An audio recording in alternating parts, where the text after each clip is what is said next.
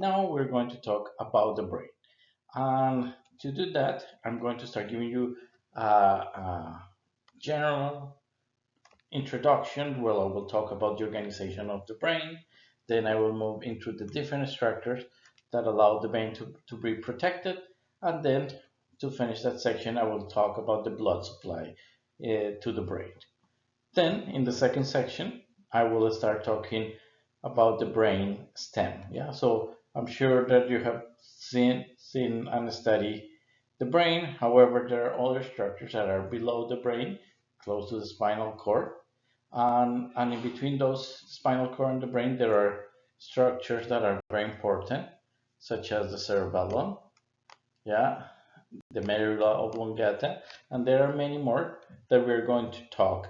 And I'm going to tell you what is their function and what is their importance. So let's start with the first section of this chapter. If you are interested in neuroscience or neurology, this could be one of your favorite chapters. And your textbook has four main goals. So you will be seeing a lot of pictures like this in the beginning because we want that you understand how the brain is organized, how the brain is protected, and how the brain is supplied with blood. Then in the second section, you will see all these different structures of the brain, yeah, and the idea that you're able to compare each one of the brain areas and you're able to see what are their functions. Then we want to discuss from a very general perspective what are the functional organization of the brain. And finally, at the end of this, we will learn about all the cranial nerve structures and their function. So let's start with very general facts about the brain. Now let's talk about some facts of our brain. So when you see this pretty cool brain that is moving, I have a question for you. How many neurons do you think that we have in our brain? Hundreds, thousands, millions, billions, trillions? Yeah, so try to guess. And if you say billions, you're right. We have around 100 billion neurons. And look, at birth, we have even more. Second question, how heavy is your brain? Do you think it's grams, pounds, tons? Okay, of course, no tons, but you might guess that an adult brain, the weight is around 3 pounds. And something that I found that is really cool is that, look, we used to have more brain in the beginning, more neurons in the beginning, yeah? And something that is still under constant debate and research is the number of neurons, yeah? What happened during development, yeah? What, because we know that it seems that the number of neurons is set within few months of our birth. And for that reason, mature neurons do not replicate, yeah? And this is again a debate because if you talk to a researcher, maybe they will tell you they will not replicate at the same pace. Yeah. So while your epithelia is constantly dividing again, uh, the neurons they do it at a much smaller pace. And but there is definitely stem cells in the brain. So the question that we have is, okay, if somebody has a brain injury, yeah, if somebody has spinal cord injury, could we activate those stem cells and help those neurons to repair those structures? And again, it's an area of debate, it's an area of a lot of research done right now. And please, if you have your notes right now, this is a good time to write um, this terminology: gray matter and white matter. Yeah. So the brain is formed of these two, and the spinal cord is formed of these two, and we're going to talk more about that during the class. So stay with me, just write it there: gray matter, white matter, and we're going to talk about that during the class. So now we're going to talk about the development of the nervous system. In developmental biology, if you're interested in this topic, we spent like 3 weeks, 2 or 3 weeks talking about this. Here I'm just going to give you a very general idea, but in only a single slide. So if you remember, in the embryonic stages, suppose that this is an embryo. There are 3 germ layers, and the first germ layer, okay, it will be the ectoderm. Okay, so that one is very important uh, for the brain, because the brain will originate from this one. If you remember, the other ones will be the mesoderm, and the last one, it will be the endoderm, that is the one that produces all these internal organs, or many of them. Yeah. So we're going to focus on this one, the ectoderm. Yeah, the ectoderm. So this germ layer in the beginning of development starts thickening and form a structure called the neural tube. And this is enough for this class, okay? That you know that the structure is called the neural tube and come from the ectoderm. Now, later in development, here we have a 3 weeks embryo, and here we have these two are 5 weeks embryos. Okay, and now in the beginning I'm going to show you the cavities, yeah, the subdivisions, and later I will tell you the names that you will be like, what are all these crazy names? And when I show you the walls, you say, oh, I have heard about that name.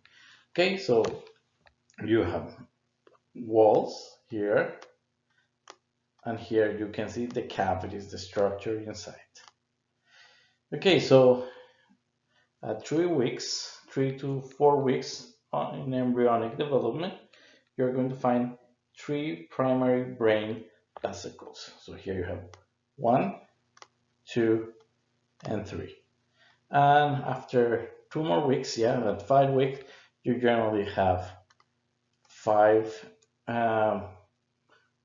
secondary brain vesicles. So here this one divided into 2, the red one, this one is still 1, and the blue one also divide into 2. Okay, and here I'm just going to show you the same 5-week embryo, but here, just to organize it, I will show you the adult structure derived from those cavities. Okay, so we go from 3 into 5. Now let's see the weird names of these cavities. So you have here about the forebrain. Here the technical term is the proencephalon. The midbrain technical term will be mesencephalon, and the hindbrain, that the technical term here, it will be the rhomboencephalon. And each one of these ones have a specific subdivisions. Yeah, because for example, here after 5 weeks, the prosoencephalon or forebrain is divided into 2. It divided in the telencephalon and diencephalon. This one doesn't have any change, and this one also has these 2 different names. Okay, so far there are a lot of names and look very weird. Now I'm going to show you the structure that they derive from the walls and the cavities, and this is, you have heard about all of them. So in the telencephalon, you will find that the walls will be the cerebrum. In the diencephalon, you will have a structure that you have here all the time, the thalamus and the hypothalamus and the epithalamus. Here in the mesencephalon, you will have the midbrain, and then I already told you, and we will study it in a second.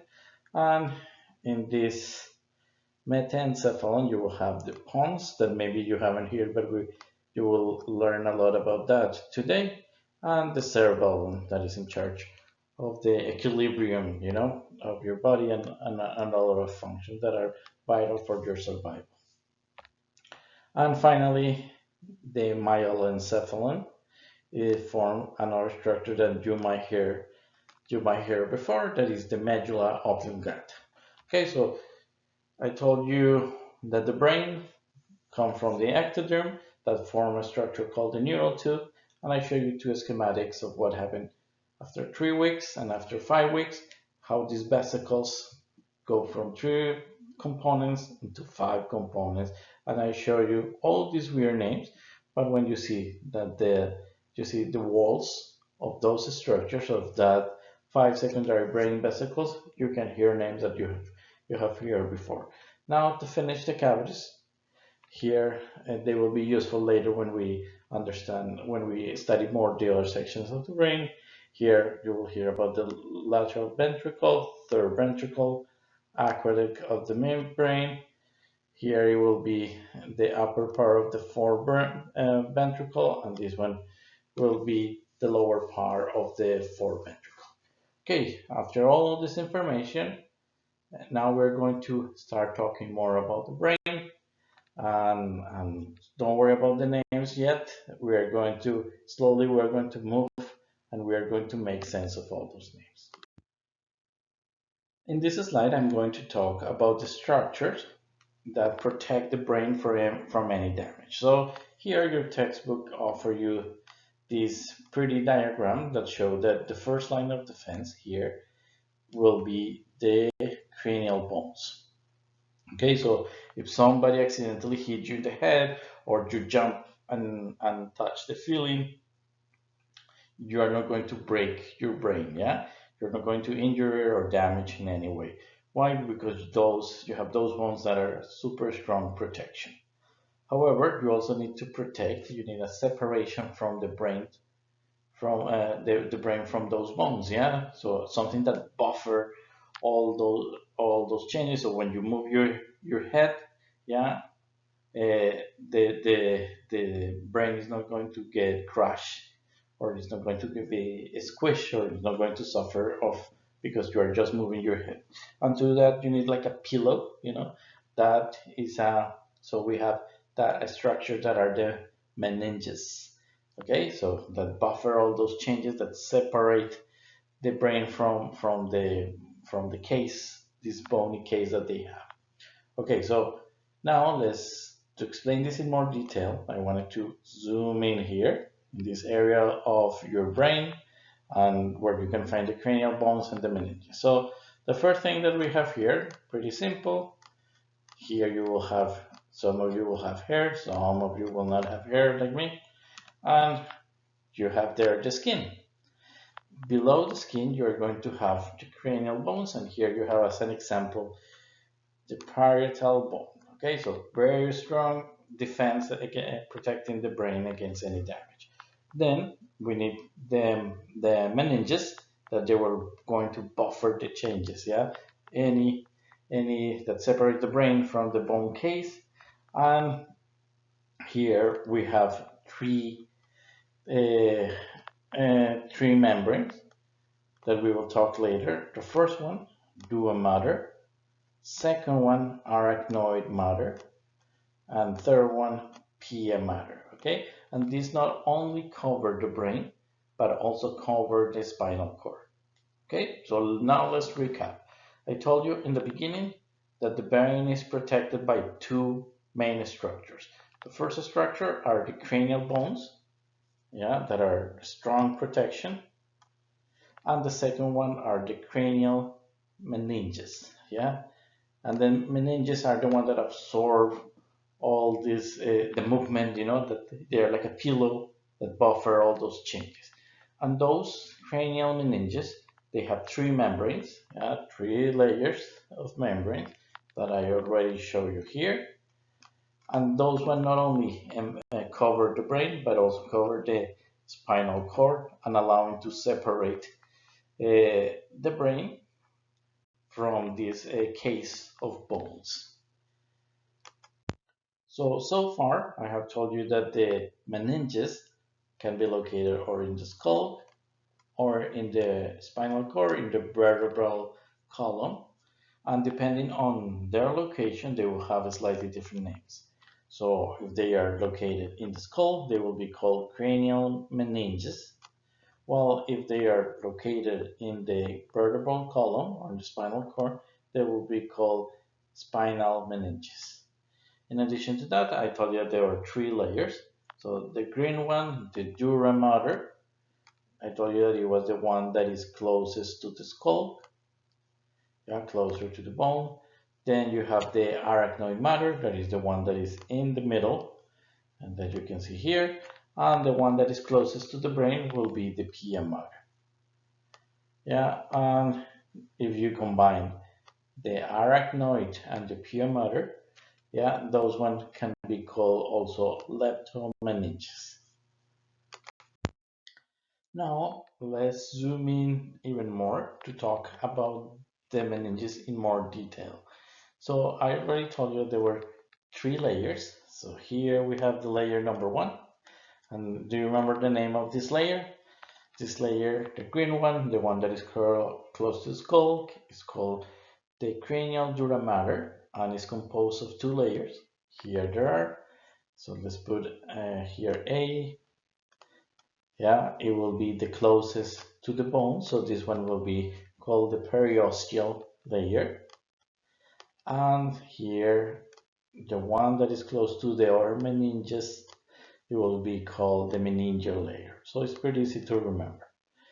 Then we talk about this other type of meninges and this one. Number two, if you remember, the one, the intermediate one, it was the arachnoid mater, and the third one, the red one, is the pia mater. So between the 2 and 3, you will find this subarachnoid space, and inside of there you will have the cerebral spinal fluid that is in charge of cushioning and protecting our brain and the spinal cord. Finally, you have this weird structure here that belong to the arachnoid mater, yeah, and those ones are called the arachnoid granulation, that are just small protrusions located there. Finally, the last structure, this falx cerebri, is the layer that separates the two hemispheres of the cerebrum. Okay, so just to summarize, I talk about the three meninges again, and I told you that there are different structures there, and there are also different spaces there that are important to remember. So the cranial dura is composed of two main layers. Then I told you that there was a space between the arachnoid mater and the pia mater that is called the subarachnoid space. And there you have the cerebral spinal fluid, super important for cushioning and protecting both brain and spinal cord. And finally, in addition to showing you that you have these small protrusions called arachnoid granulation, I told you that the brain can be subdivided into two hemispheres by these falx cerebri. Okay, with this we finish the mechanisms or the structures that protect the brain. Now we're going to move in how the brain is supplied with blood. So pretty quick, here you can see a diagram that shows how the blood flows to the brain, and is mainly through arteries. So here you have the first one, the internal carotid artery, and the second one, that is the vertebral artery. So you can see them going here and the other one going here. In addition to that, the blood has to go from the head again to the heart, and this process is done by the exterior jugular vein or the interior jugular vein. So pretty easy, things that you need to remember, to take notes. Remember, the blood flows to the brain via these two arteries, and you have the names there, and you can also have these jugular veins, that is the one that is in charge of bringing back the blood to the heart. Now, in this slide, I'm going to talk about the importance of the blood flow to the brain. And to do that, I wanted to show you these two diagrams. In the first one, what you see is the normal blood supply. We just talked about how vertebral artery and the internal carotid artery go on the brain. And if you remember, the jugular veins come back, bring the blood from the head into the heart.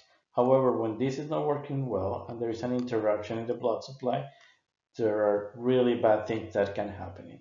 And remember, here we are talking about when there is an interruption, there will be an interruption of two main things: glucose, and the other thing it will be oxygen. So if there is no oxygen and no blood, there will be a lot of problems. So uh, just as a reminder, you remember how heavy was the brain? It's only around 3 pounds, so it's around 2% of the body weight. However, the brain consumes around 20% of the oxygen of the body. Yeah, and also do something like that with the glucose. All the reactions of the neuron require large amounts of glucose. Even when you're resting, the brain still is requiring those processes. So if you have even a small interruption of blood supply, or there could be so many bad things. And in particular, people with diabetes could have going to a coma, a diabetic coma, very easily if they don't get enough blood and the brain cannot work. And this can be really bad because as you know, the brain is involved in many functions. So just as a reminder, I told you that the brain, although it has a small weight, it utilizes 20% of the oxygen supply. And having an interruption in the blood supply can result in you feel weak, you can have a permanent damage, or it could be the death of brain cells. And I remind you, these cells or don't have mitosis in the brain, or if they have mitosis, yeah, it will happen much slower than in other tissues. Yeah, so it has been found that there's stem cells, but yeah, they are not going to repair as well as an epithelial is going to repair. In addition to that, if not only oxygen is the problem, but if we don't have glucose, there is a glucose deficiency, it can produce mental confusion, dizziness, convulsion, and unconsciousness. And I told you that with people with diabetes, this is a big problem because if there is not enough blood, not enough sugar, yeah, glucose in the brain, the neurons are not going to be able to work. And if the brain is not working, they can go directly into a diabetic coma. Now we're going to talk about the blood-brain barriers. And what are the blood-brain barriers? The blood and the neurons, yeah, they cannot mix. Why? Because the blood is not a good environment for the neurons, so the organism has to find a way to separate them. And how they do it, uh, I will show you in a second, but I will show you first how they did the experiment to show that these barriers exist. They inject somebody, living organism, with a dye, and they start dyeing every single part of the body where there was veins and arteries, and yeah, you start finding that the dye they start going everywhere. But when they start checking in the brain, they found that it was never possible to keep dye in the region of the brain. In other words, the blood is not going to be in contact with the neurons. To prevent this contact, so here you will have the blood. And let me see, let me change my pencil. So here you see um, here the blood. This is a brain capillary, and here look, there is a neuron. So although they are close together, they are filtering some materials because they need the glucose, the oxygen, and other materials there. However, they are not in contact. Yeah, how they prevent the contact?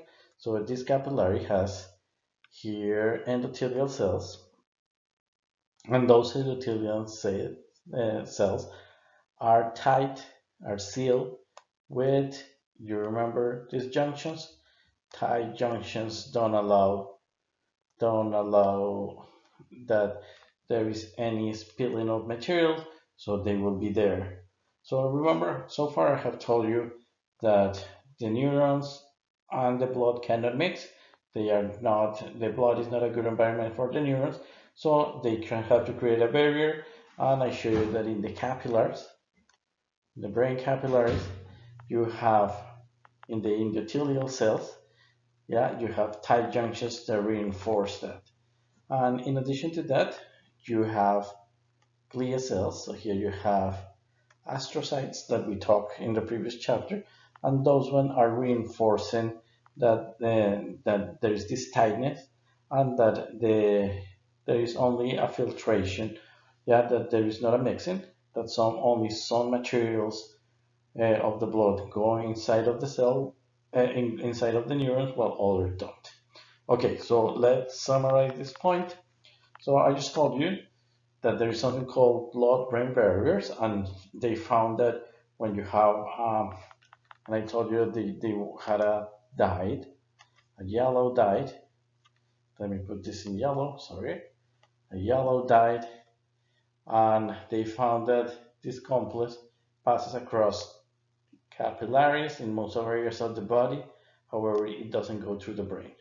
So it demonstrated that there was something different happening in the brain. And I told you that the blood is not a suitable environment for neurons.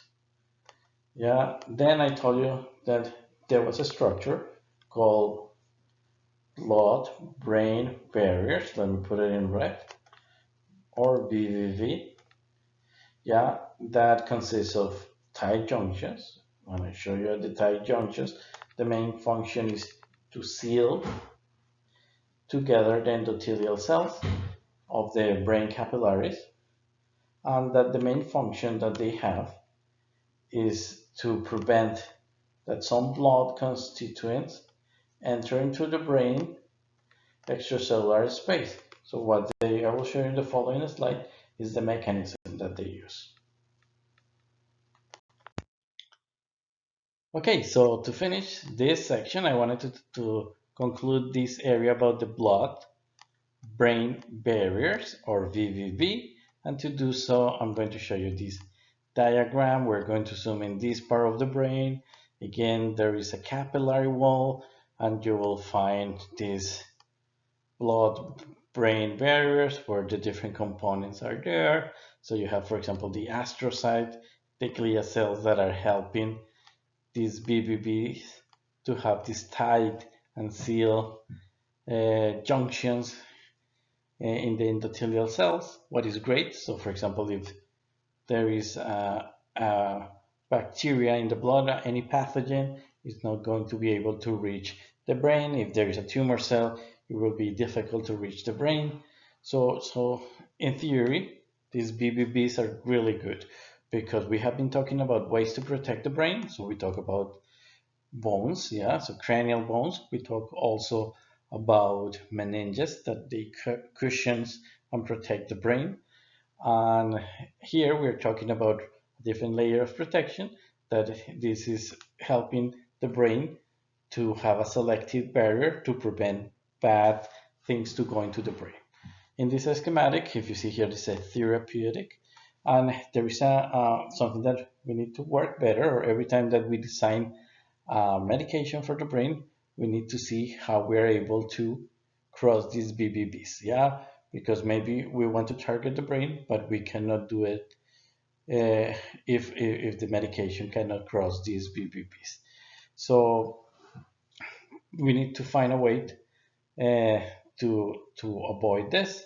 It has been shown that sometimes injuries in the brain may cause a breakdown in the BBBs, and we need to see if we can temporarily, not in the long term, disable these BBBs, but this could be a good way to deliver drugs like that if we can do it for a short time. Yeah, so because we will allow that normally restricted substance to go into the brain, and in this case, if it's the drug that we are trying to use to go into the brain, it will be ideal. So again, these BBB are wonderful, and still they have these challenges that hopefully in the future we can able to solve. With this, we finish this video lecture. In the next section, we will continue talking about different sections and introductory terminology of the brain. Okay, I hope that you enjoyed this section, and I'm looking forward to have you in the next section.